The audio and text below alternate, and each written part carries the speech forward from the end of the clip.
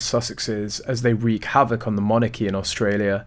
Australians have increased their support for a republic at a time of intense publicity over Prince Harry and his falling out with the royal family, with some voters saying his revelations have influenced their shift towards breaking ties with the monarchy.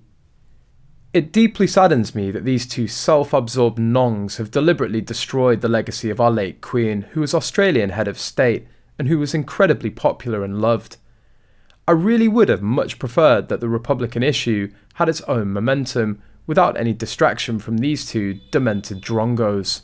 Support for the Republic increased from 36 to 39% among eligible voters over the 4 months since the death of the Queen, while the number of voters against the change fell from 37 to 31%. The exclusive findings in the Resolve Political Monitor conducted for this masthead by Resolve Strategic are a boost for the Republican cause after support for the monarchy rose in the weeks after the Queen's death in September.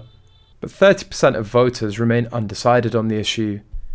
Asked about Prince Harry's disclosures about the royal family in recent weeks, 21% of respondents said the stories had an impact on their view, but they were divided on whether it increased or decreased their support for the Republic. Of the 21%, 14% said they were more likely to support a Republic, but 7% said they were less likely to do so. The Australian Republic movement, which elected former Socceroo Craig Foster as chairman in November, avoided any campaigning after the death of the Queen, but said this week it had always expected support for its cause to rebound. The polls last year didn't concern us in the slightest. We knew that once the reality of having King Charles set in, support would swing back towards a republic with a vengeance, ARM National Director Sandy Beyer said. The royals are too busy fighting amongst themselves to represent Australia or stand up for our interests. It would be really helpful if King Charles didn't cave in by inviting either of Harry or Meghan to the coronation. He needs to man up and show leadership, and tell them both to fuck off. This would show Australians that he has a spine, something that is relatable to our culture. As for those two twats, they're both the product of being raised without boundaries or consequences for their behaviour, so they'll never change. Their whining is like a broken record, and they've only got regurgitated and recycled material to endlessly plug.